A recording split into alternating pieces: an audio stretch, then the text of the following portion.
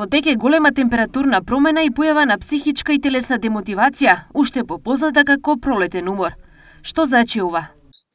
Со доаѓањето на пролетта и будењето на природата, многу луѓе почнуваат да чувствуваат замор, поспаност, намалена концентрација, мрзеливост, недостаток на енергија, чести главоболки, симптоми кои што се карактеристични за една состојба која што ние ја означуваме како пролетен замор или пролетна летаргија, која што се јавува претежно во периодот на месеците март и април.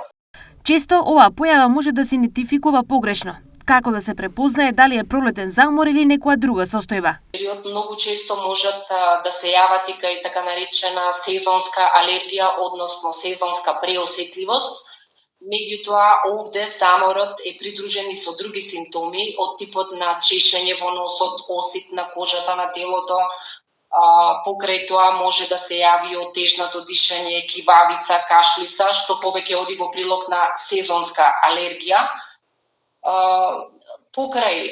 Доколку заморот трае повеќе од неколку дена, односно повеќе од 10 дена и биде придружен со некои други симптоми, во тој случај треба задолжително пациентите да се јават на лекар, да се направи една комплетна крвна слика, со цел да се исклучат други состојби како анемија, која што е резултат на железодефицит и исто така може да се манифестира со замор, нарушувања во работата на штитната жлезда, потоа срцева слабост и други состојби.